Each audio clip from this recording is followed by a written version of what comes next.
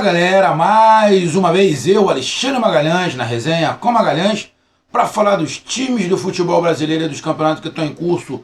Brasileirão 2023, Série A, 34ª rodada, a rodada que antecede aí a parada, mais uma parada da data FIFA, né? Teremos aí jogos das eliminatórias. O Brasil tem dois jogos complicadíssimos, dois jogos muito difíceis, mas o Brasil vai parar para tentar a sua vaga em mais uma Copa do Mundo. Do jeito que vai ser a Copa do Mundo, é quase que impossível, mesmo o Brasil não fazendo uma eliminatória muito boa, é quase que impossível o Brasil não se classificar para a Copa do Mundo. E nesta rodada do Campeonato Brasileiro de número 34, tivemos aí uma surpresa, na minha opinião, uma surpresa, com muitos ingredientes, né? Grêmio 0, Corinthians 1. Muitos ingredientes, o campo complicou o jogo, o juiz foi horroroso.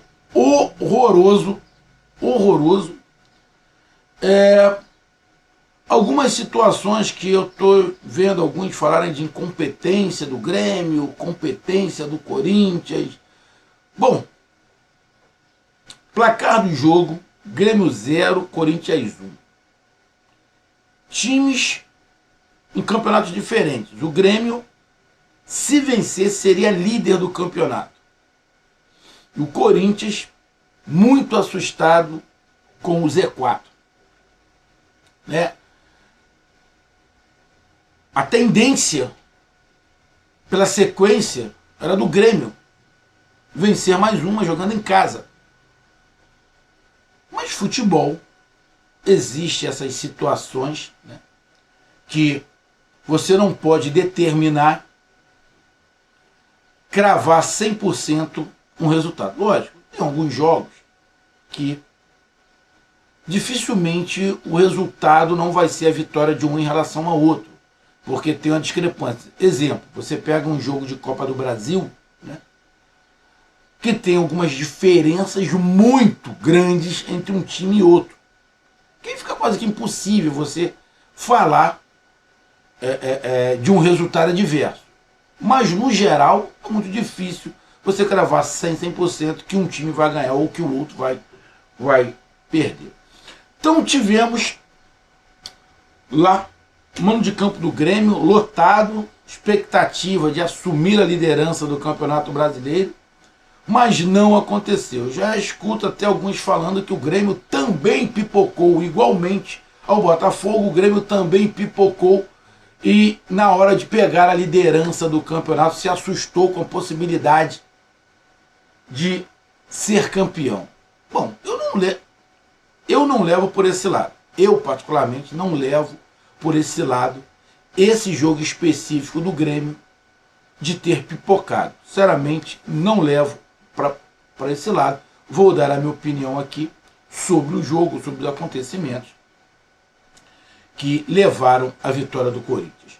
Então eu peço a você, meu amigo torcedor tricolor gaúcho, meu amigo torcedor do Timão, eu peço que você escuta, compartilhe, inscreva-se no canal, dê o seu like, ative a notificação, coloque os comentários, entre no nosso WhatsApp, que está aqui embaixo na descrição do canal, você vai lá, diz o seu nome, o time que você torce, que eu coloco você no grupo do seu time, só para lembrar, para falar de futebol, não é para falar de política nem de religião. E se você quiser ajudar o canal a crescer, você pode ajudar através do Pix, que é o número do nosso WhatsApp, você pode ajudar através do Superchat, quando estiver fazendo lives, e você pode ajudar através do clube de membro e do canal Resenha com Magalhães aqui embaixo de azul. E agora você pode ajudar através do Valeu, que é esse coração cifrão que está do lado de compartilhar, beleza? E mais uma coisa, não deixe de se inscrever no canal, porque mais da metade da galera que acompanha o canal não é inscrito. Então dá essa moral pro canal e inscreva-se no canal, beleza? Vamos aqui logo para a classificação do campeonato após essa derrota do Grêmio para o Corinthians, ou, olhando por outro lado, essa vitória do Corinthians fora de casa perante o Grêmio. Bom, o Grêmio, como eu falei, se tivesse vencido, era o líder do campeonato, com os mesmos 62 pontos do Palmeiras, mas com uma vitória a mais. Tá? Mas, como isso não aconteceu, o Grêmio está ali na terceira colocação com 59 pontos, 3 pontos a menos que o Palmeiras, sendo que o Botafogo tem um jogo a menos. Então, essa diferença para o título pode aumentar. O Botafogo fazendo o seu jogo contra o Fortaleza e ganhando do Fortaleza, o Botafogo vai a 63 pontos. Então vai aumentar para 4 a diferença, faltando 4 jogos para todo mundo. Dá para tirar? Dá para tirar, até porque o Botafogo também não passa nenhuma confiança. O Botafogo nos últimos 5 jogos perdeu 4, empatou 1. Né? O Botafogo tem aí a possibilidade, né, de ter um outro treinador,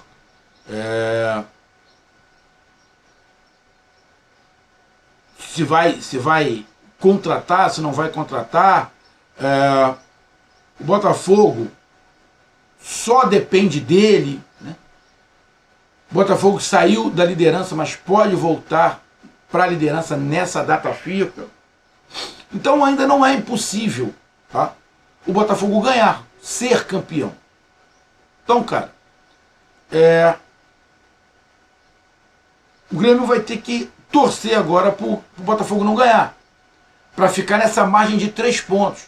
Porque numa próxima rodada, que está muito assim, o Palmeiras vinha na sequência muito boa, perdeu para o Flamengo. Aí o Flamengo, veio na sequência aí, ganhou 2 muito boas, empatou com o Fluminense. Ou seja, está muito assim. Dos 4 primeiros, né, o que está mais oscilando é o Botafogo. Oscilando não, está em queda. É o Botafogo.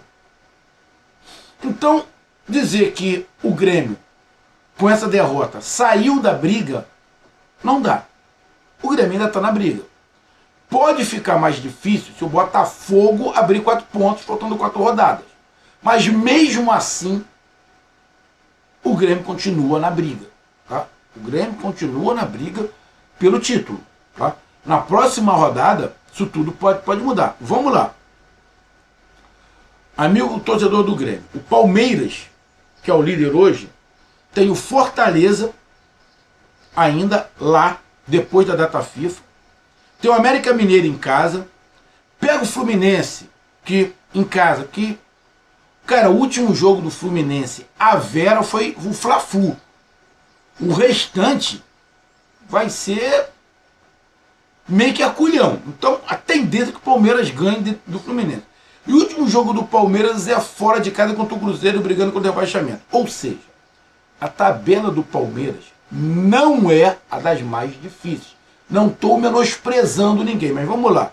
O Fortaleza não vem jogando bem. Fortaleza, desde que acabou a Sul-Americana, não vem jogando bem. Tá?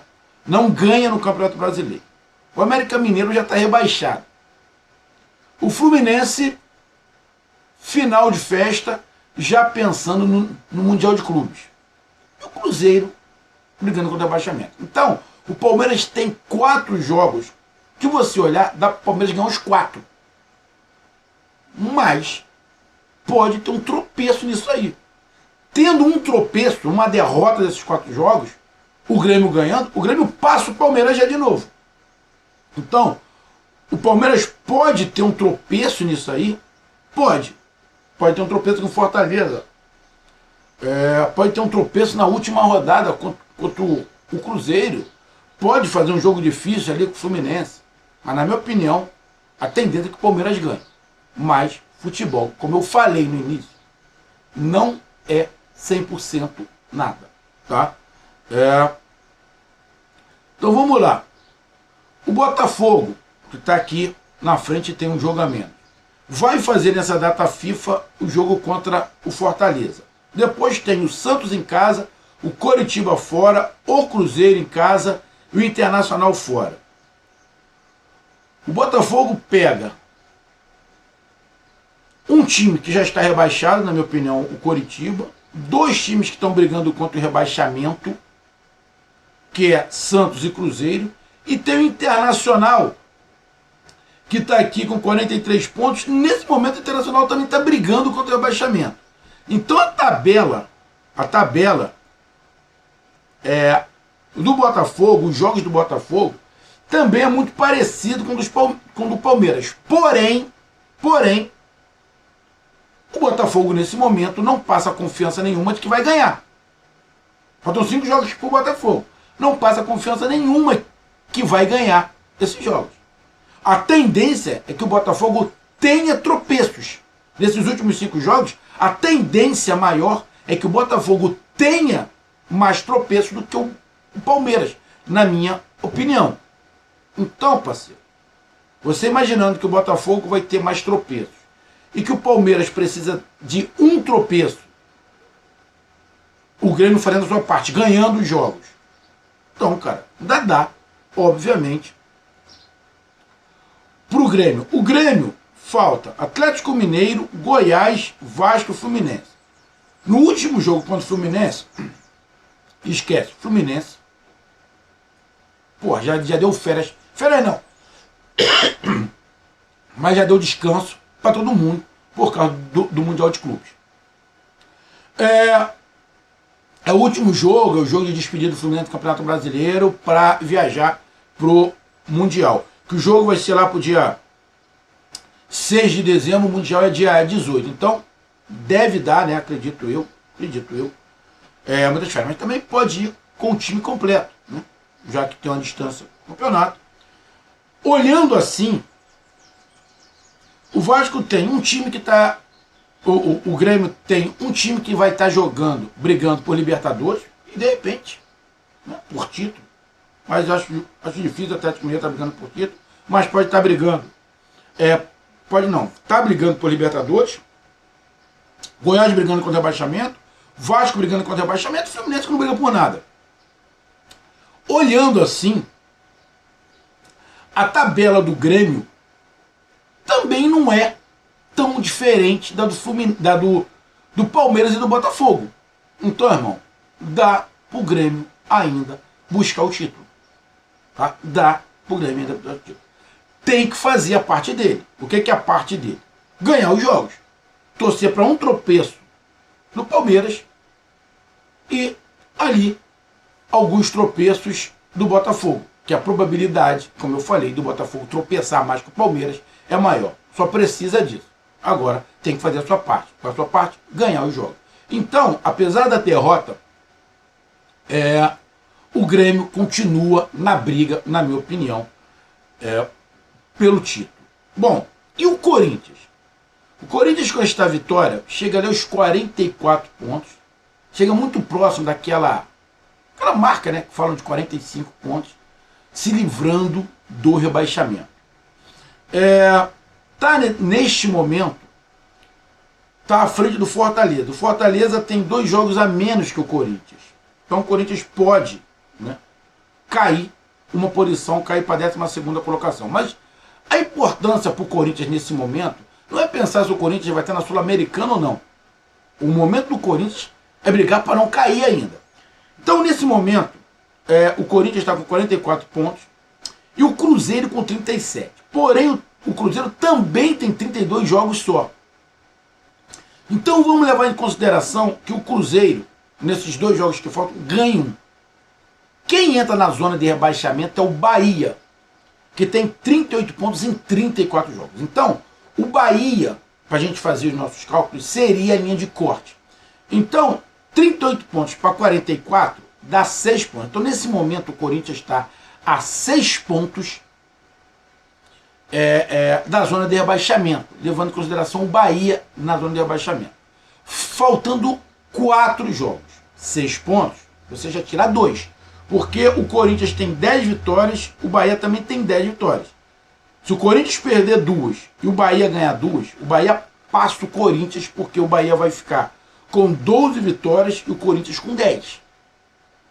Então, a vitória do Corinthians foi importantíssima, senão o Corinthians ficaria com 41 pontos a 3 só da zona de rebaixamento.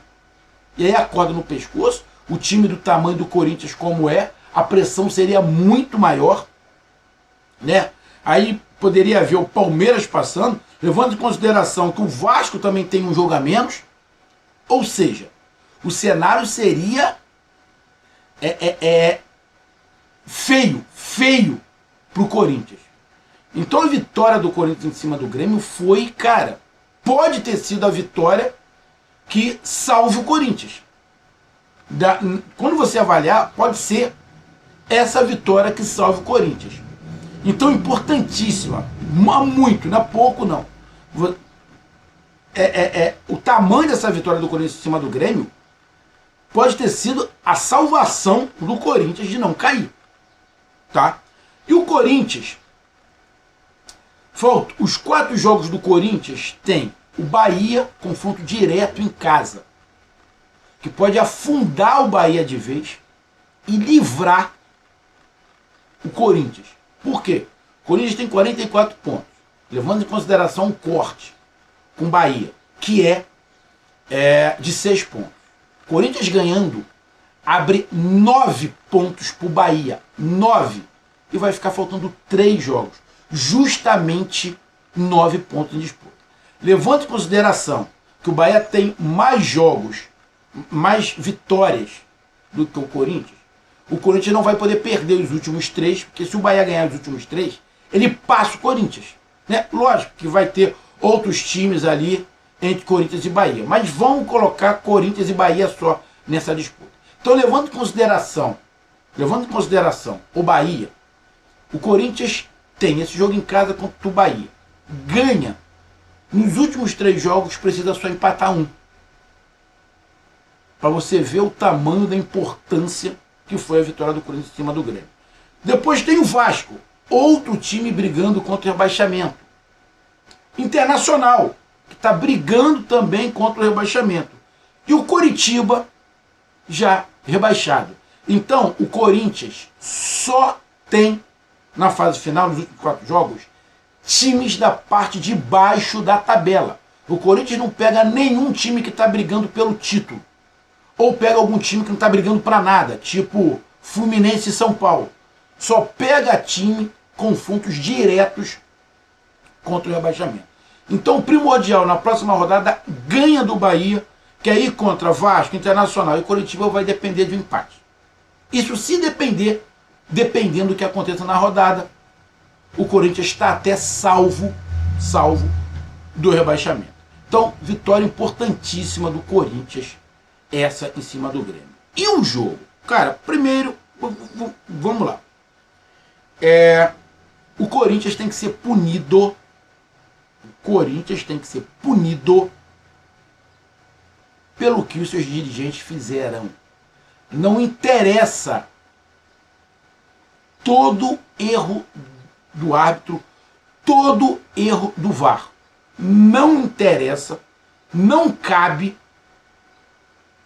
os dirigentes do Vasco querem entrar, do Corinthians querem entrarem na sala do VAR. Não interessa. O tribunal que julga, que vai julgar, tem que punir os dirigentes. Mas o Corinthians, a torcida não tem nada a ver. Irmão, eles representam o Corinthians. O Corinthians tem que ser punido. Porque se o Corinthians não for punido, vai virar bagunça. Vai virar bagunça. Tem que ser punido severamente o Corinthians pela atitude do seu presidente e dos seus diretores. Tem que ser punido. Perda de campo, a gente não sabe, né? Porque o jogo não foi no campo do Corinthians, foi no campo do Grêmio. Mas tem que ser punido.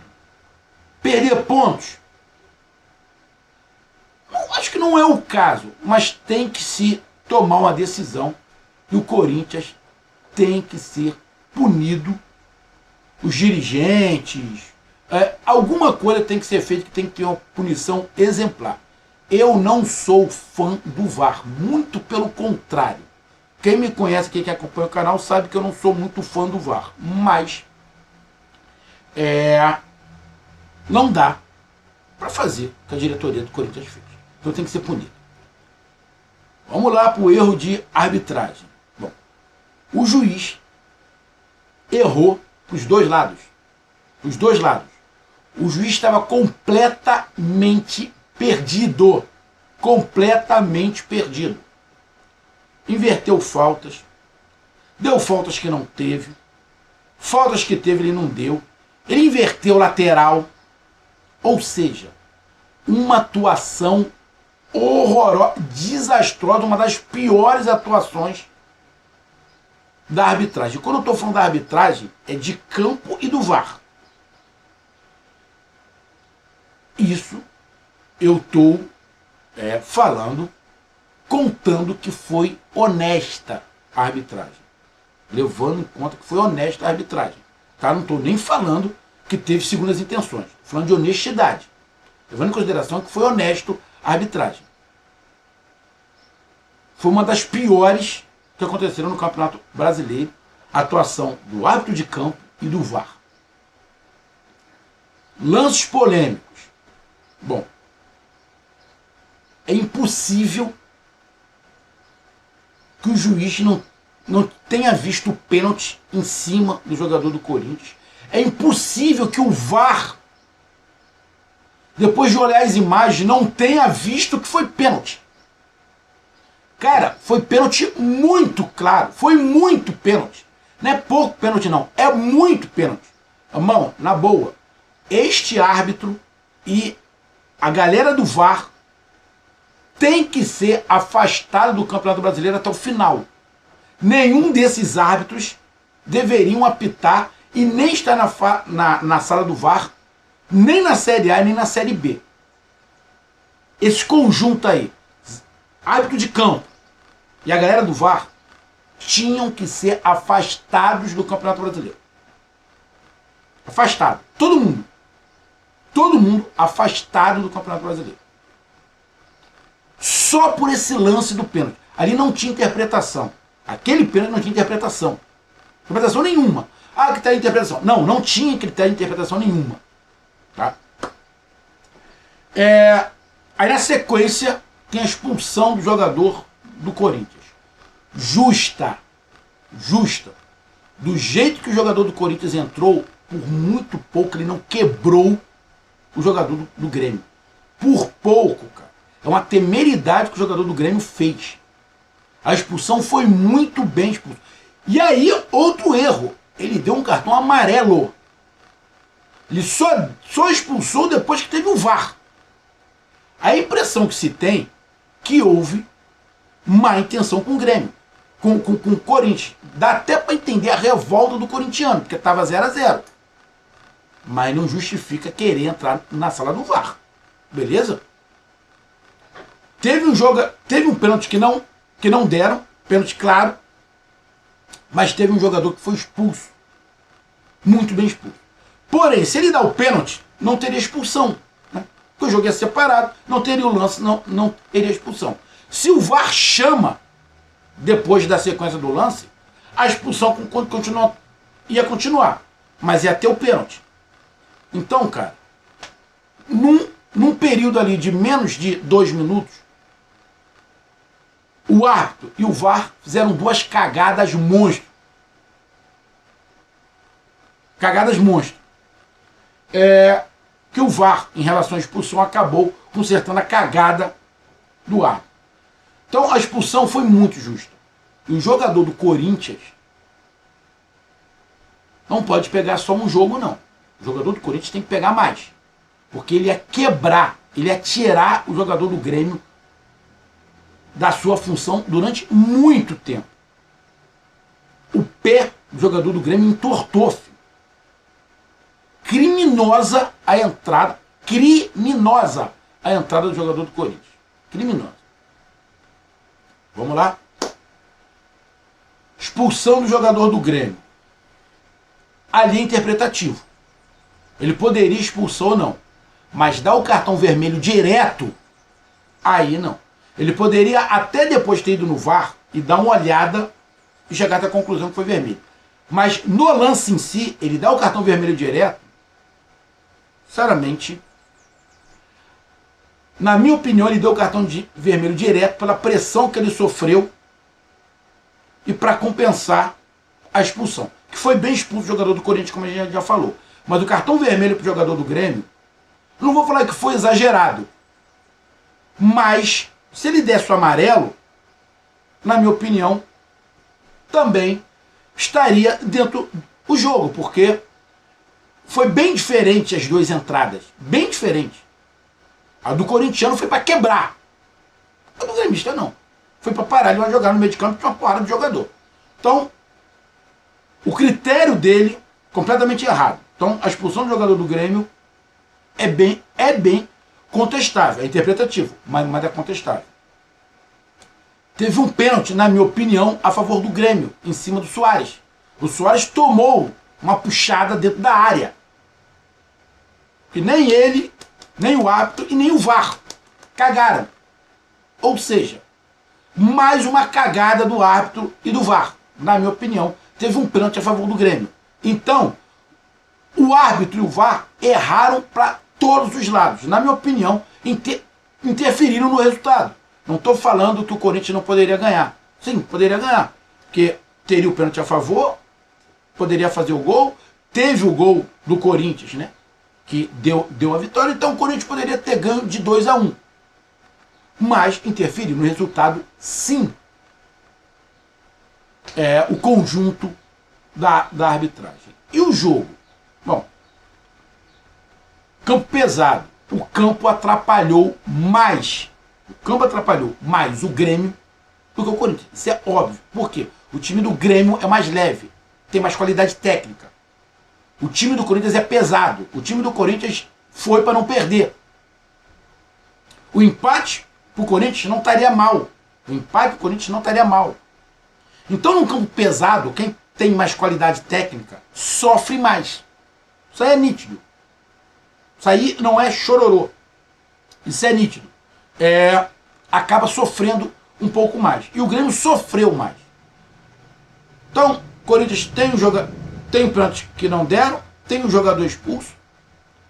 O Grêmio vai para frente e numa bola jogada dentro da área, no bate-rebate, todo mundo tirando mal a bola, sobra para o corintiano, ele abre o placar e faz 1-0